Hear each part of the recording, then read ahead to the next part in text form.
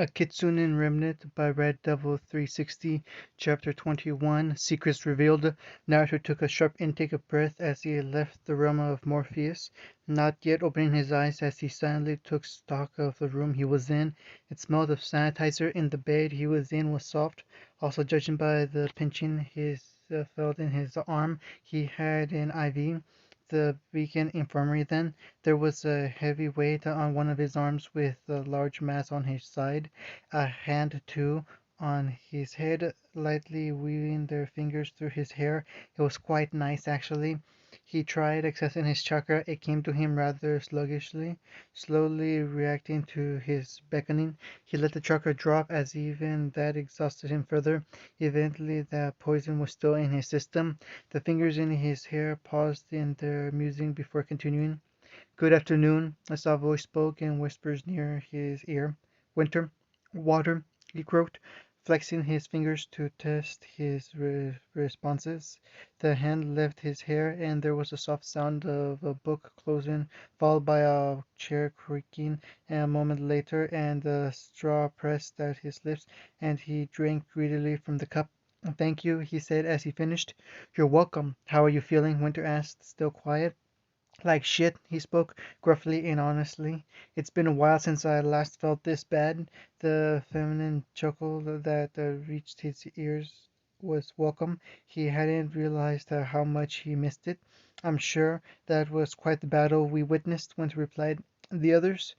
Winter sighed.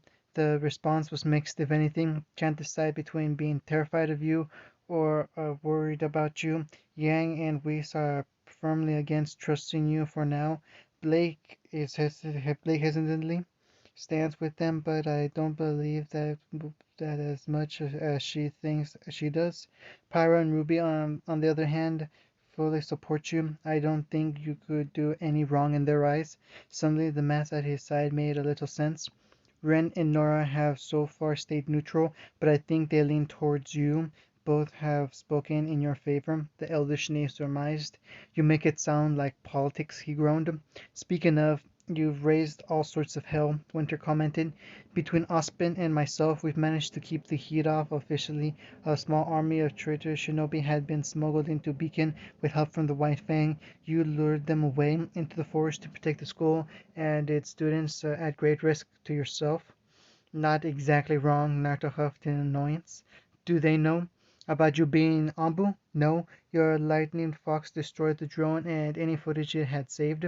As far as the council is aware, you are simply a powerful individual that they're not happy about that either.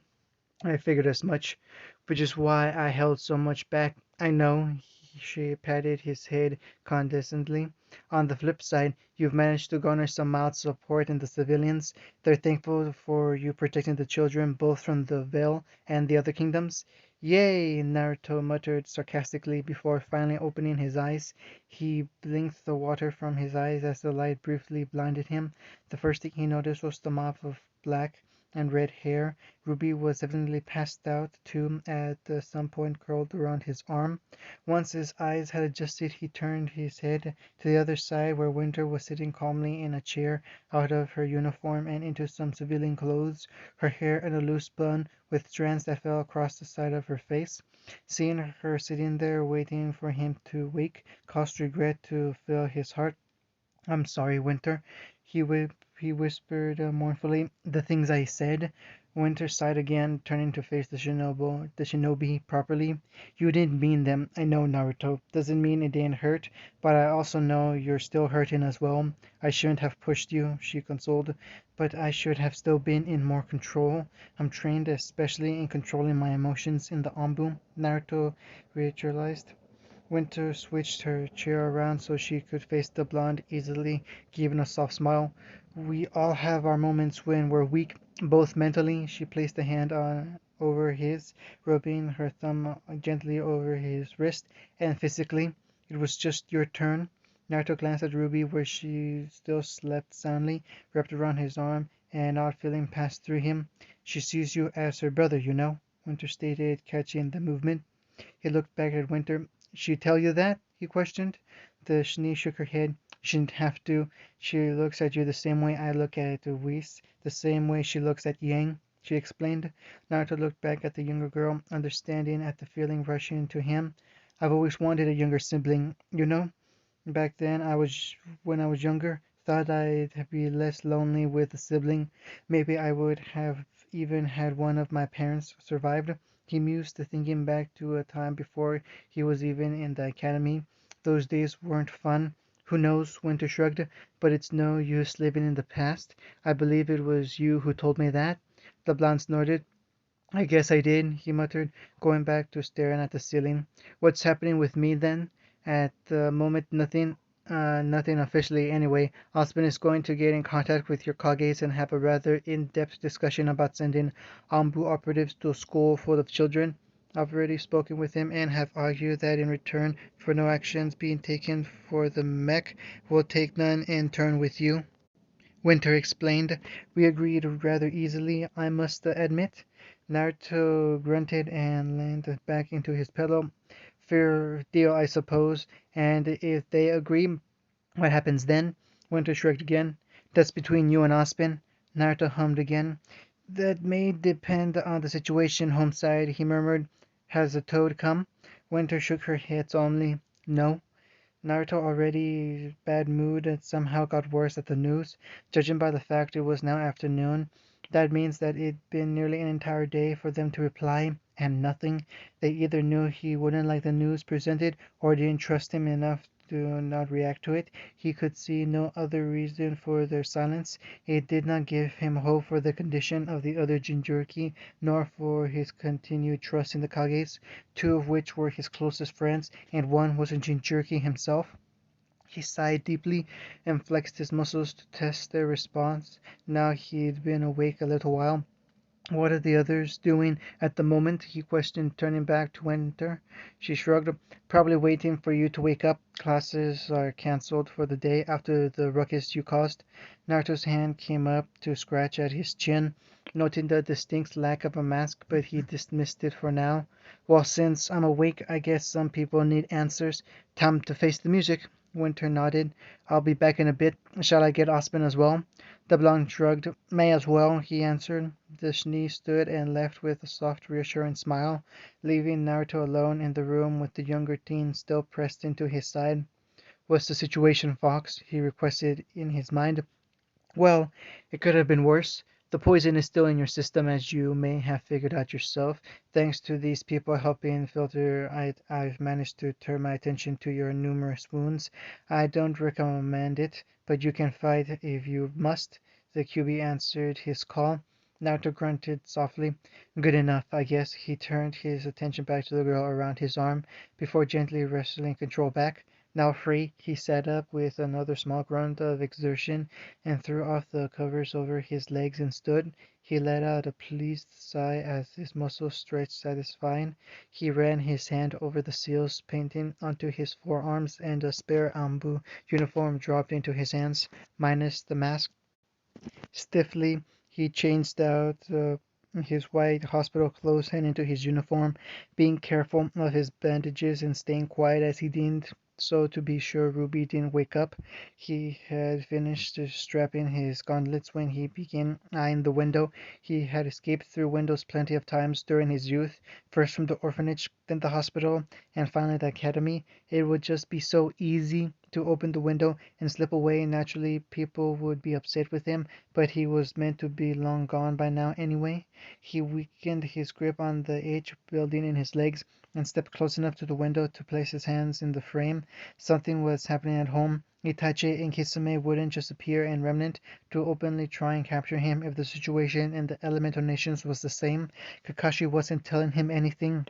Jiraiya wasn't telling him anything. Nobody was telling him anything, and that's what pissed him off the most. The sound of crackling wood brought him back to reality, and he looked down at his hands that had gripped the edge of the wooden frame hard enough to splinter the wood in places. Sighing in resignation, he let go of the wood and leaned back against the wall instead. What would change if he went back now? Would he get the answers he sought? They had a direct link between them that would only cost perhaps a chocolate bar. A single scroll could tell him everything he needed to know, yet nothing. However, if he stayed, he may put the Academy in further danger. Itachi and Kisame weren't the only two in Akatsuki. The leader was likely extremely powerful to control a group of S-rank shinobi and prevent them from killing each other. Not to mention, leaving meant he would likely have to abandon his supplies, including his mother's swords. His sword, it was his now, just like his father's kunai had been his for nigh a year now, or he could steal them back, but that would take time and at least a bit of planning. Kitsune, the sleepy voice came from the bed. He turned his head slightly to look at the younger girl at the corner of his eyes. "Afternoon, Rubes," he replied quietly. She eyed him nervously as she sat up. "How are you feeling?" He remained silent for a moment. "Not good, Ruby," he said simply. Oh," came the dejected reply. Ruby looked around the room. "Where's Whis' sister? I thought she was here." "She has gone to collect the others. I assume you had a lot of questions." "Right, yeah, there are a lot of questions." The awkwardness remained with every word spoken. Naruto sighed. "What is it, Ruby?" "What's a jinchuriki? Is it why those two shinobi were after you?" she questioned. "Yes, it's why they were so interested in me. As for what a jinchuriki is, I'll explain soon. This is not a story to tell twice," he answered tersely. Ruby hummed quietly to herself in the ensuing silence, both now waiting for the rest of the group to arrive. Eventually numerous footsteps echoed down the hall, and Naruto's keen hearing picked up the low tones of muttering between them. He stayed facing the window as the door swung open, admitting the remains of his own team, Periwinkle and the headmaster. The silence was thick between them. Naruto was too stubborn to make the first move, and the others were still on edge on what to do with the shinobi. "You're in your armor already?" It was surprisingly Blake who spoke first. Naruto scoffed. "Why bother trying to hide when the secret is already out?" he retorted. He slightly regretted the statement when he heard the fondness flinch slightly. "Doesn't put you in a good light," Whis was next. "What do you want me to do, Whis? Get on my knees and beg for forgiveness? Sorry to disappoint you, princess. Not my style. Not exactly starting strong here, Kitsune." Yang bravest as ever. "I'm not coming here asking for clemency. You're the ones that want the answers you so dearly seek. I have no obligation to say or do anything. Yang, be careful you don't change that," he warned, a hard tone backing up his tense posture. "Apologies, Kitsune. They are simply on edge after your display in the forest, not to mention the stories of you. Don't paint you in a good light. It was Winter who played the peacemaker, and it was only because of her that he paid back down into silence." Do, do you want answers then? It would be Naruto who broke the silence. "Yes, I'm sure a few are wondering a great many things, myself included." Aspen spoke up. "Where would you like me to start?" He turned around to face the room. "How about from the beginning?" It was Pyro who spoke next. Naruto eyed her for a moment before continuing. "Nearly 20 years ago, on October 10th, a masked man attacked Konoha with a beast of chakra called the Kyubi no Kitsune, the nine-tailed fox, a Biju, and so the Uzumaki launched into his tale, beginning from the very start of his life. He explained the nine Biju, a Jinchuriki, and his parents, specifically his mother holding the Kyubi before him, then the attack, the death of his parents, and becoming an orphan not an hour after being born.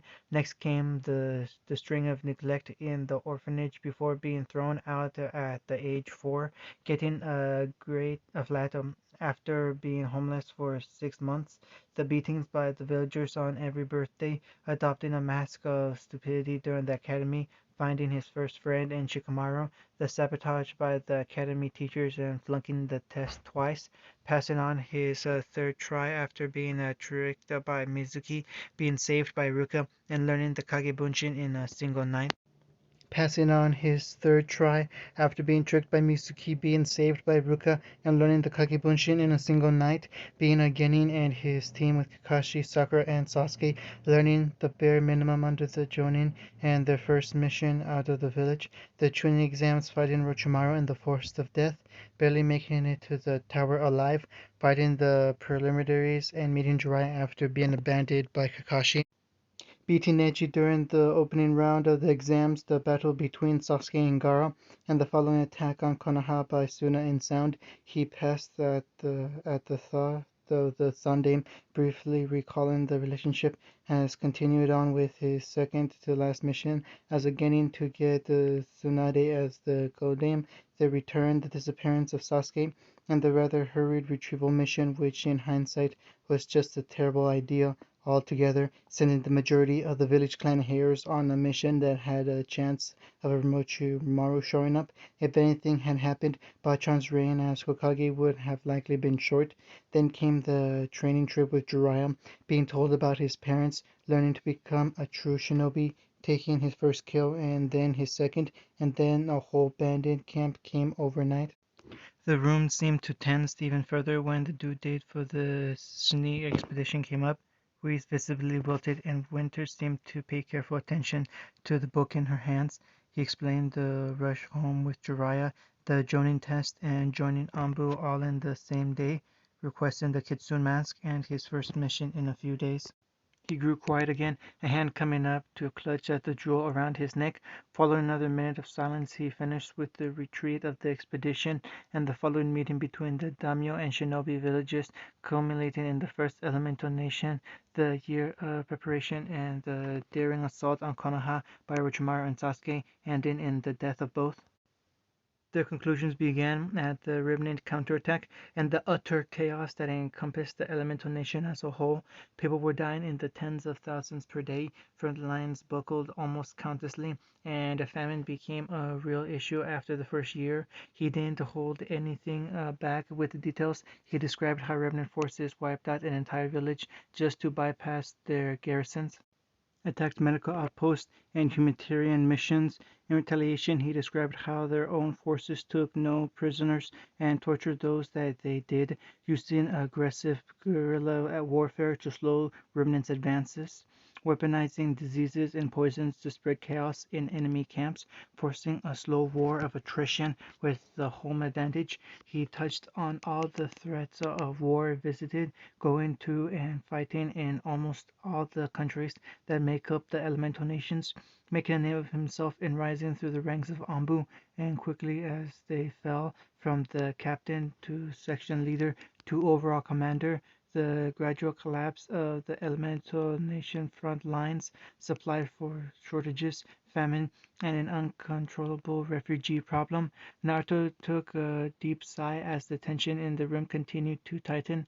September the 12th, reports came in that remnant forces had completely shattered the defense lines in river country. The entire room twitched. I was summoned by the Kages, who'd gathered with a few reputable generals to discuss the situation. When no solution presented itself, I put myself forward to eliminate the army. He finally turned to look at them. They lied about the casualties, you know. It wasn't the 30,000, it was 52. Do you know how many that is? He locked eyes with Ruby. It's if I wiped out the entire population of Patch 5 times. There were several horrified gasps in the room. Only Ospen, Crow, and Winter didn't outwardly react. It took me hours to do the deed. The hardest part was the waiting. Days. I waited for them to back down, but they just kept coming. He bit out furiously. The room collectively flinched and took a cautious step back. It took him a second to realize, and he reeled the fox's chakra back in. Do I regret it? Certainly. Would I do it again? Every time. My actions that day halt your invasion in its tracks. By wiping out those armies, I saved millions, he reasoned. He turned to Ospen finally. Why am I here? It's because the Kages knew that if we went back to war, I would be able to avoid capture. In that event, I wouldn't be destroying this place. I would level it. Those words sat on the room's occupants like heavy weights. I was sent here to spy uh, if you wanted to be crass about it, not to learn your trust. He looked at Yang, not because you're not become your friend, Para, not to hide who I was, Blake. Am I a monster? He shrugged uncaringly. For half my life, plenty of people thought so. Your opinions won't change that. The silence stretched on, smothering any kind of response before it could be formulated. So, Ospen, what happens now that you've heard my story? He asked sarcastically. The headmaster opened his mouth to respond. However, he was interrupted by a small pop and a cloud of smoke appearing on Naruto's bed. Naruto blinked in surprise, and then they narrowed in concern as he witnessed a toad perched on his bed. Pa, what happened to you? The elderly toad, a sage, was clutching a scroll to his chest. His skin was scuffed and bruised in places, and his cloak was in tatters. He'd been in a fight. He smiled weakly at the blonde. "Hello, Naruto-chan. I'm so sorry, my boy," he whispered, holding out the scroll tentatively. The shinobi shared a look between Winter as he stepped forward to accept the scroll, which he opened with more than a small amount of hesitation. His eyes grew wider, and his grip tightened with every line read until his hands were physically shaking. "Out, all of you. This conversation is over." They left. After a short conversation with Paul, he left the suffocating hospital room and hid in one of the training rooms, going through the following steps of the frog kata to take his mind off the contents of the scroll. He shouldn't. He should have gone back. He could have done something, anything. He overstepped on his kata and sighed, moving to restart. A sharp whistle broke his concentration before he could continue, and he reflectively shot out his hand to catch the thrown object, his katana. He looked up, and Winter stood before him, decked out in loose, comfortable clothing, and both her swords drawn and ready. Naruto looked at her for a moment before drawing his own blade. There was no communication between the two as they dashed towards each other, meeting with the blade in the middle. One was silent in anguish, and the other silent in support. With each ring of metal brought back memories unbidden from Naruto's mind, memories that now haunted him. Naruto blocked a swing. Gaara Jinchuriki of Shukaku, the first person he truly connected with outside Sasuke, the immense feelings of proudness he felt when he learned that Gaara had become Kazekage, and the drive he felt to follow in his footsteps. He parried a jab. Jujito, the Jinchuriki of Matatabi, a confident and courageous woman, and a strong Jinchuriki who earned his respect. She loved sushi as much as he did ramen, and was a talented player of the shamisen. She liked to play for the whole group when they had time to meet. Winter parried his own retaliating strike. Roshi Jinchuriki of Sengoku, a stubborn and hard-headed man, like many from Iwa. It took a while for the man to warm up to the rest of Jinchuriki, more so than when he reluctantly revealed his relation to his father. He came round after some relentless persistence from his end to befriend the man, and he became a close friend who gave a wise advice to those that sought it.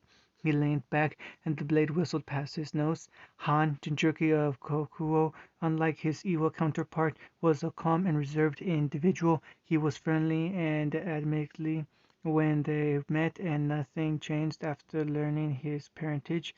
If anything, their bond grew closer. Han had a healthy respect for the leader, Namikaze, rather than hatred. Naruto's own blade came back up to intercept Winter's second.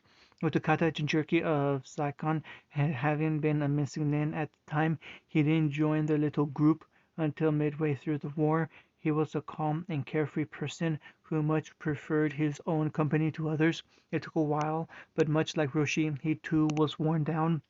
He ducked and moved his blade behind him to block a hidden swing. Fu Jinchuriki of Chome was much like him in some respect, cheerful and happy, so lucky. It was no wonder they got on well. With a tendency to get into trouble, they'd teamed up more than once to prank the rest of the Jinchuriki. He slipped in his movements, and Winter's blade glanced off his chest armor. B. Jinchuriki of Gyuki, his mentor in training and Fox's chakra, and his closest friend. Cocky and stubborn, B was without a doubt one of the strongest Jinchuriki and the first to gain a true partnership with their Biju. Although his raps could use some work, he was a proud shinobi and thought highly of both him and the others they grew close to. He tried to block last minute, but only succeeded in being disarmed. Jiraiya the Toad Sage, Sanin and his godfather, now he was fallen. He didn't know. He owed much of his life to the man and his training, and even at his lowest he refused to give up on him. Super pervert he may have been, but he was one of the best men he had ever known. All were dead, killed by the Akatsuki while he was here, doing nothing, and the Kages had hidden that his friends, his family, were being systematically killed by a terrorist organization. His knees shook, and he dropped to the floor. Winter dropped her blades and crashed down next to him. Unwelcome tears pooled in his eyes, and Dashni gently guided his head into her shoulder. With the woman's words ringing in his ears, he allowed himself this moment of weakness. Clutching to her, he finally let himself go, and on the floor, thousands of miles from home, Naruto wept. End of chapter 21.